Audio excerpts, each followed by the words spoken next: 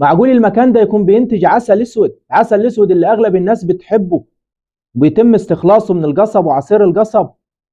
في الفيديو ده خطوة خطوة مع بعض، وانا عارف انه في ناس كتير هتتصدم، وهقول لكم الناس دي بتبدأ انتاج العسل الاسود ازاي من البداية للنهاية. المفروض ان المكان ده القصب بيجي فيه وبيعدي على مكن العصر اهو، من الزرع للعصر على طول، ينزل في المكن ده عن طريق مواسير اهو، وينزل في احواض اسمنتية.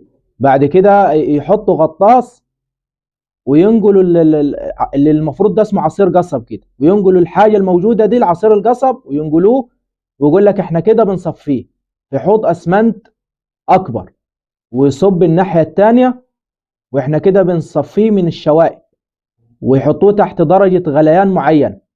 لكن شايفين نظافة المكان؟ ايه اللي بيحصل ده يا جدعان؟ طبعا هنا خلاص المفروض انه بعد الغلي وبعد كل حاجة تم انتاج العسل الاسود، وزي ما انتم شايفين بدأ يعبيه في الصفايح او في البراميل الصغيرة، ويجي التاجر يشيل كده، والتاجر يوزعه على الناس.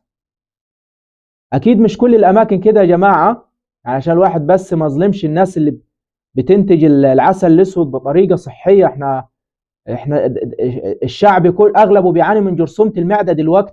ايه اللي قدامنا واللي احنا بنشوفه ده؟ اكيد مش كل الاماكن بتنتج العسل الاسود بنفس الطريقة. اكيد في اماكن نظيفة تاني وناس تستاهل بصراحة، لكن المكان ده والله العظيم ما يعرف حتى عن حرف النون بتاع النظافة حاجة.